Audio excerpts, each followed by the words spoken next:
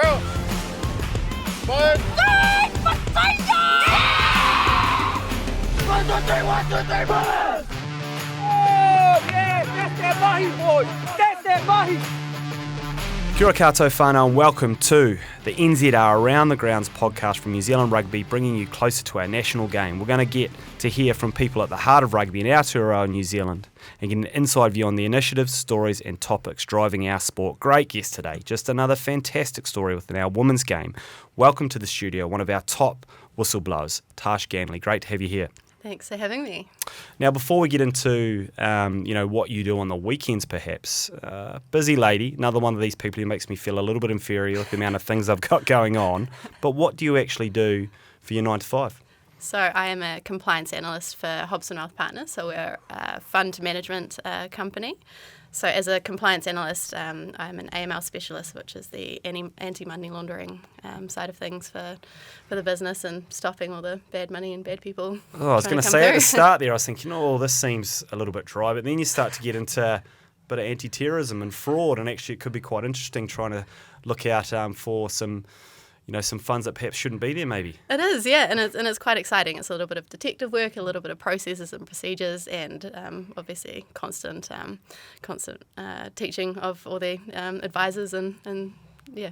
Yeah, and would you say you're good at your job? Have you been able to pick up a few, illicit funds or it'd be quite an interesting job, and I'm sure you'd actually learn all sorts of nooks and crannies around the way people try. You're someone who officiates the rules, but I'm sure there's people who are trying to find ways to bend or break the rules in your day job. There are, yeah, and there's always going to be an aspect of that as well. But I think one of the things that sort of crosses over to both rugby and compliance is that you need to follow the rules and follow the procedures, but it's how you go about doing that and making sure that you're obviously trying to run the business and get the money coming in, but obviously doing it in a good way. So the personable side of things is, I think, what I bring to the table. Brilliant, and I'm sure you do with the whistle as well. Let's get on to the refereeing then.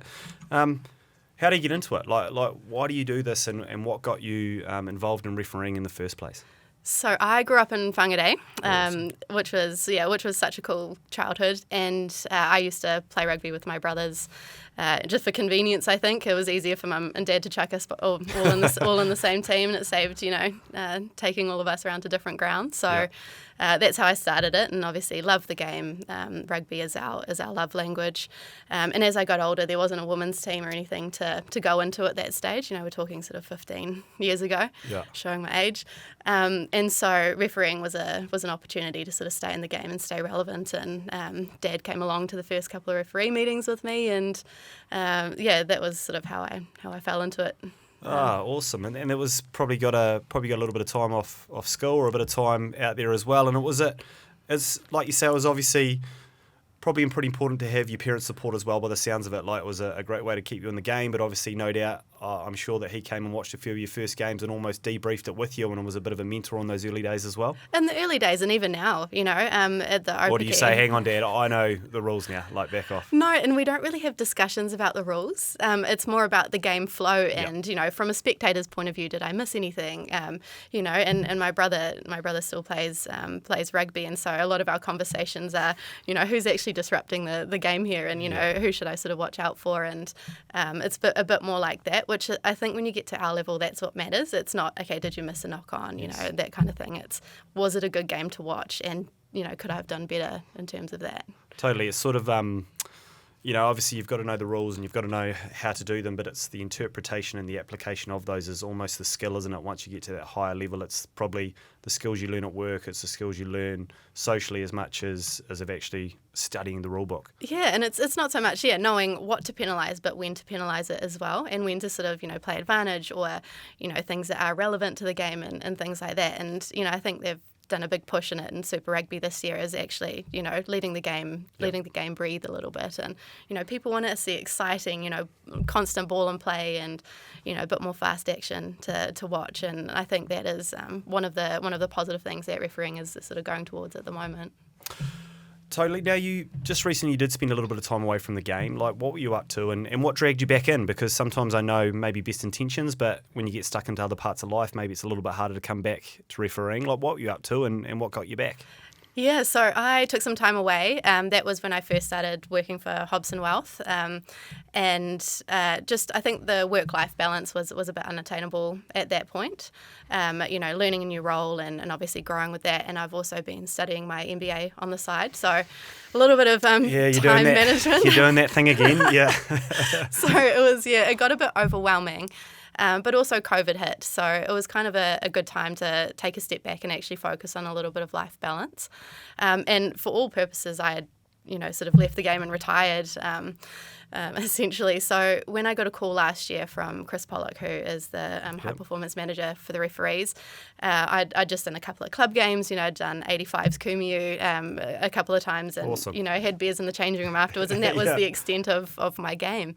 And so to get a call from him to sort of say, hey, the women's games has exploded. We know you're still active. Do you want to come and fill in into a couple of games for the FBC at the end of the year? And so I went along thinking it'd be 1 or 2 games, and that turned into 8 in the final and Opiki and everything else that's kind of flowed on. So, yeah, totally unexpected how this has all sort of happened in the last 12 months. But, Chris Pollock has been amazing, and what he's doing in the referee squad at the moment, just changing the way that we review our games, and making a bit more positive, and focusing on the bigger picture stuff, and just the culture, I think is moving in a really cool direction.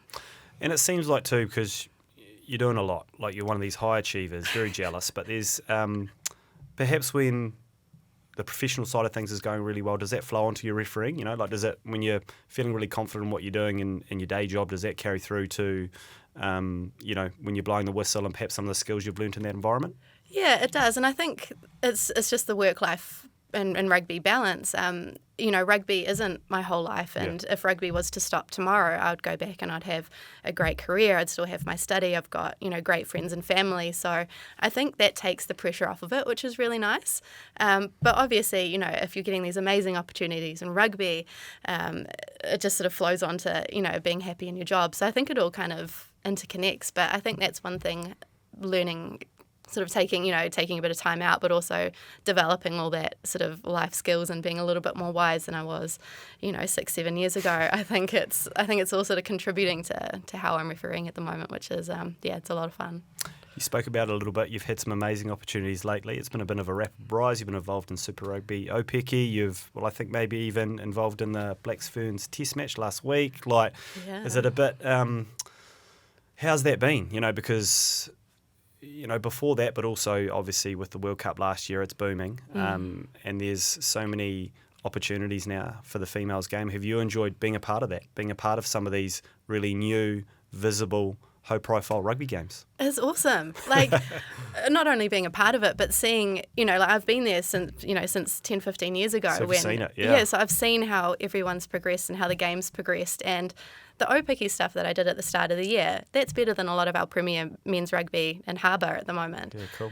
It's faster. The girls are, just so onto it with their game plans and their jobs on the field. And it's been pretty surreal, the ride, the last 12 months. So, I haven't expected any of it, and just, the opportunities sort of keep coming, and you just kind of got to roll with it. And, one day it's going to end, and, sort of just make the most of it now. And totally, and I watched the Black Ferns game last week. It was quick. The skill level was high. The girls played really well. It was obviously a convincing victory. But does that also put a little bit of pressure on you to make sure that you're raising your game as well? If the players are going in that direction, do you feel does that just sort of spur you on a little bit to make sure that you're going in the same direction and being to the same level, I suppose? It does, yeah. And I think if we're all constantly growing, then the game's just going to constantly get better. And one of the things that the game highlighted last week was, the full-time professional players versus, semi-professional. And talking to some of the Wallaroos afterwards, they're sort of saying that's so amazing that the Black Ferns are doing this well and dominating. Same with the England ladies as well, as it's showing what a bit of support and backing can do. And so last week was an incredible display of rugby, and have their first hit out for 2023. and be that dominant. I'm so excited to see what the Pac 4 games in Canada are going to look like. Like, it's going to be some awesome rugby. Totally. It is great to see sort of the French, the English, the Kiwis bearing the fruit of that professionalism, and it's coming through quite quickly, which is awesome. You've touched on a little bit just there. Yeah. What about for you then? Like, you are making your way, which is fantastic, but there's some pretty cool opportunities coming up. What are your goals? Like, is it another full house and a World Cup fixture like we had for our girls, last year? Is it got this new tournament coming up, which you can speak to a little bit, which is quite exciting, a whole another tier of professional rugby to play in for our girls? Yeah, so, you can't really, in refereeing, have specific goals because, if a World Cup final is your aspiration and New Zealand are in the final, then, that's your goal. That's, you're and never I've heard going to... Ben O'Keefe talk about that, totally. Yeah, exactly. So I think one of the things, the last 12 months has kind of been a key example of it, is that you've just got to keep growing and learning and enjoying the ride and enjoying the journey, because that's what makes it, worthwhile at the end. And if the opportunities come out of it, and you do get these kind of games, then how cool is that? But yeah, I think just for me, like, my goals are just to keep enjoying it, because that's why I do it. I love it. I love being out there. I love being a part of something that everyone is so positive about, and it's what you do at the end of the day. And yeah.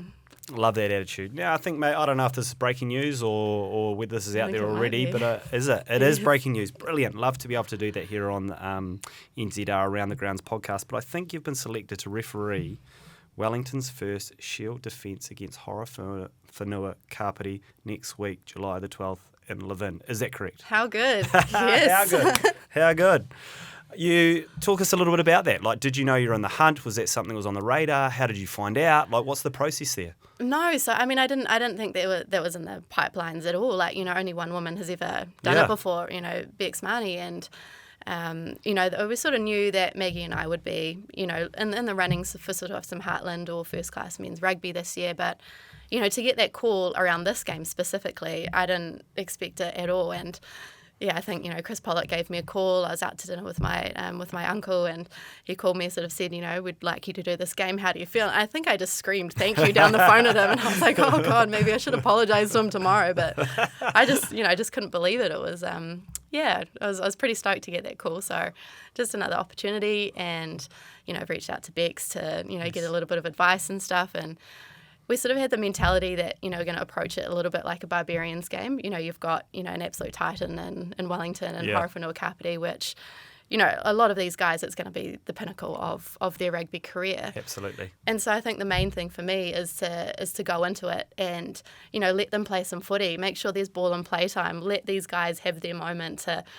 tell the stories for the next 20 years about something cool they did in the game. So I think in terms of preparation, it's still the same as any other game. Yep. But I think keeping that in mind, that everyone wants an awesome game, so to give that to them and to sort of facilitate that, I think is probably the most important thing. And did you jump on the phone to the old man or something when you heard the news and just say, oh, Dad, I'm going to referee a Ranfurly Shield game? How cool is that? Like, it's quite a pinch yourself moment, isn't it? Sorry. It was a bit of a pinch myself moment, and I get on the phone and they always put me on speaker because otherwise I've got to tell Mum the same thing, and then she passes the phone over, and then you've got to tell Dad the same thing. So putting it on speaker, it sort of makes it a bit more friendly. But yeah, they're super excited. So they live in Whangarei, and they're going to drive down to Levin and come and watch me. Oh God, isn't that great? It is. It's super exciting, and so they always use these games as a little bit of excuses to do a bit of a road trip. So I think they've got a few sightseeing stops on the way down, and obviously have dinner and celebrate that. So yeah, it's awesome to have them both there to celebrate that with me, because they've been there the whole way. Totally. And they've supported me, and they've seen the highs and the lows, and so to get to celebrate that kind of stuff together it means a lot. Oh, so good. Good luck. Look, we've seen a lot of growth across the women's game, and we've seen it in refereeing as well. I think we've had a 20% increase in female referees since 2019. That's awesome, but actually we need more. There is, in terms of, standing up the women's game, there is a lot more work to do, not just on the player side of things, but we need more people like yourself blowing the whistle. What do we need to do there? What got you into it, what keeps you into it, or what advice have you got for people out there who are maybe thinking about it? So one of the cool initiatives that New Zealand Rugby's done this year is Maggie Kogoroa, New Zealand's top referee, is now the Women's Referee Development Manager for New Zealand Rugby. So this year she has gone around and facilitated some You Make the Call courses, which is anyone that's interested in rugby from any point of view. She's given, a couple of hours on a Monday, Tuesday night where you can go along, you can learn about rugby. You also do an associate referee course, so, you're qualified to go out and referee a game, junior game after that. And I think that's been awesome because not only, she had the little initiatives like, come along, we'll babysit your kids if you have children, like, they gave us dinner and drinks and that kind of stuff. But you're seeing the likes of, the mums on a sideline, not so much people that are wanting to referee, but, the team managers or, people that are just interested in, hey, I sit there and I watch this with my son or my daughter or my husband, and I want to understand what's happening a little bit more. And doing that in an environment that you're not going to get laughed at or, it's a really open kind of communication. So I think Maggie's done an awesome job this year of facilitating that. And then also New Zealand Rugby has also had the initiative to sort of give 3 scholarships to girls that are currently playing. So they give a little bit of money and these girls, do a little bit of club refereeing. So I've seen the likes of Kristen Cottrell, who's a current Blues player. She's refereeing out of Hawke's Bay with Dan Wainger as her coach. And so she'll referee in the morning and then she'll go and, play her game in the afternoon. And, I've seen her ARing for her husband as well. But one of the cool things that she's done is that in the morning game, she's, got a whole lot of her teammates to come and help AR for her and be involved in the game and stuff. So I think all these little touch points are opportunities for women to sort of try it out and see what happens. And, we don't always need just the women in the middle. Like, we need the ARs, we need the sideline managers. One of my close friends from North Harbour Rugby, Rebecca Stanaway, is one of the top sideline managers in the country. She did the World Cup last year, and as a result, she is now the team manager for the FPC Harbour team, which is amazing. She's a great referee and referees Saturday footy as well, but there's all sorts of different avenues that women are taking over, and they're doing such a good job. So it's cool. We'll get there slowly, but all these little things that are popping up. But I think you've hinted at there a little bit is, not just the referee, but all those other jobs in and around the running of the game. It's the best seat in the house, isn't it? Like, if you talk to Ben O'Keefe, if you talk to Brendan Pickerel, who I know is one of your mentors, like he's my coach. Is your coach? He Sorry, is my coach, is your yeah. coach. So, I mean, I've been fortunate enough to watch a couple of professional games on the sideline, certainly not doing what you're doing, but being really, really close. Yeah. It's completely different. Compared to being up in the stands or even just watching at home, it's completely different. You get a real sense for how fast and strong and skillful, and I don't know, sometimes how you concentrate on the job at hand and don't just say, oh, that's amazing the whole time and that sort of stuff, but I think there's something to put across, isn't it? If you can get involved in the game, it's the best seat in the house. It is, and I mean, how much better is it than standing in the middle and the national anthems are playing? And I have quite often have pinch me moments. The FBC final last year, you're standing there, just about to set a scrum, and you're looking at how much of a crowd these girls have brought in, and you're like, this is absolutely crazy. Like, how good is this support? And to pack out Rugby Park in Christchurch, and obviously the World Cup final last year, and just how much of an amazing atmosphere that was. Like, that was probably one of the best games of rugby I've ever seen live. Brilliant. Talk a little bit about Brendan. What does he help you with? Like, what's that relationship look like? Because I'm sure he's got an absolute wealth of experience, and like you say, it might be not necessarily around the rules, but it might be around just how you run the game, I suggest. Yeah, so him and I focus quite a lot on rugby philosophies and, what do I bring to the table and what do I want to achieve in a game. And it's not so much, set piece or tackle ruck or anything like that. Like, a lot of my work-ons and sort of getting to this level, you sort of already nailed the scrums and lineouts and all that kind of stuff. So at this level, it's more about, like, your mental sort of headspace and making sure that I'm in a good in a good space on the field. And, if I feel the pressure creeping up, how do I relax and how do I enjoy it? How do I bring it back to being in the moment? Or, letting the game breathe and letting the players kind of decide, when do I need to step in and help out? And a lot of our discussions around, if I come off the field and we do a game review, we go for a coffee, a couple of days later, and we talk about those things. And it's not so much specifics, it's not, did I get this call right? Did I get this call wrong? It's about, did you follow the process? And, what sort of headspace were you in at this time? And it's a bit more sort of higher level stuff, which is amazing. But I think one of the major things that he's helped me with this year is just around keeping that work life and rugby balance. And he'll make sure that, we've done the review by Tuesday, Wednesday, so that the rest of the week I can, focus on, friends and family. So he's very much an advocate for make sure you do what you love as well. Rugby isn't everything. So, yeah, he's been incredible. Yeah. I love that. And now I think I'm right in saying that the Shield game is going to be the debut of some new referees kit. Is that right? And is it, the purpose around that is ensuring that our female whistleblowers feel really comfortable when they're out in the field as well? Yeah, so we've got the new black shorts, which is great. I think they debuted last weekend. Some of the Southland girls did a pre-season FPC tournament. Brilliant. And it's the women and men that are getting the new black shorts, nice. so not just the women, so inclusive for everyone. But the original white shorts were horrible. Like for girls or boys, they fit terribly. They were kind of a box shape, and they were just not the right cut. So now they have got a women's sort of style in the black shorts, and obviously the reason behind that is pretty clear. England and a lot of other sort of teams are following suit, but it's just one less thing to worry about. It's meant to fit you properly, and you're not having to worry about anything on the field. You just go out there and referee. So I think that's a really cool initiative that Polly's seems like a no-brainer, doesn't it? But it's great to see that we've now got that in place, and it's one, like you say, one less thing to worry about as you go out to blow the whistle. You're pretty experienced now. Like you've done a lot of stuff, and no doubt there's so much more to do in the future. But have you got a favourite game you've refereed, and maybe why that was the case? So I kind of split this, when we originally talked about it, I kind of split this into my favourite game and my biggest game. Oh, I like it. And so I think my biggest games have obviously been the FPC finals that I've done and Opiki this year, and obviously being sidelined for these test matches.